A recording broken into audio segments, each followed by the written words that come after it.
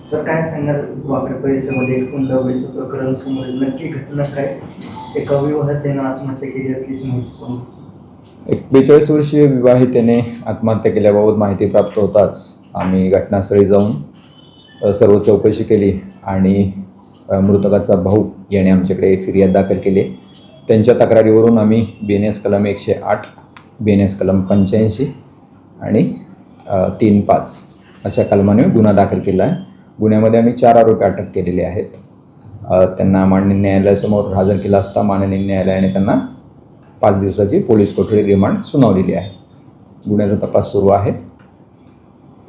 अटकेत असलेले व्यक्ती कोण कोण आहेत?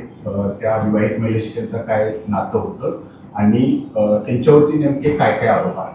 अटकेत असलेले जे आरोपी आहेत त्याच्यामध्ये त्या मृतकाची सासू, मृतकाचे सासरे, मृतकाचा दीर आणि मृतकाचा नवरा असे 4 आरोपी आहेत आणि त्यांच्यावर आत्महत्येस प्रवृत्त करणे, शारीरिक मानसिक छळ करणे अशा प्रकारचे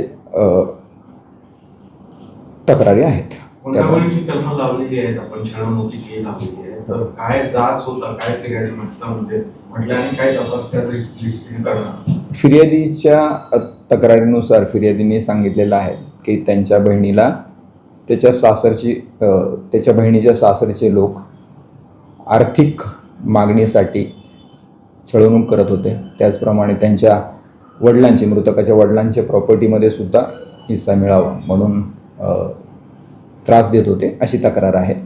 त्याच्या अनुषंगाने फर्दर इन्व्हेस्टिगेशन सुरू आहे.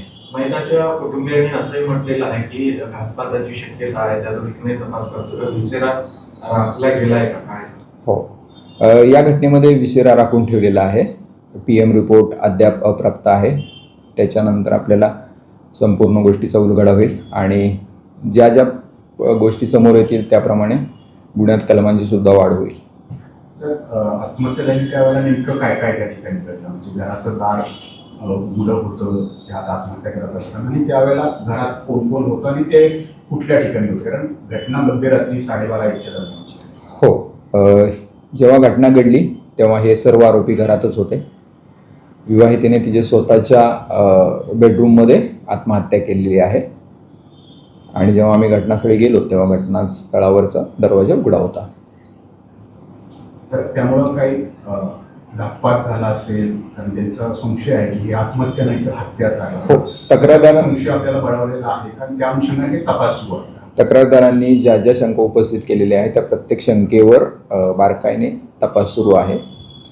तपासामध्ये ज्या गोष्टी निष्पन्न होतील त्या गोष्टीप्रमाणे कलमवाढ होईल आणि गुन्ह्याचा तपास त्या दृष्टीने प्रगतीपथावर राहील.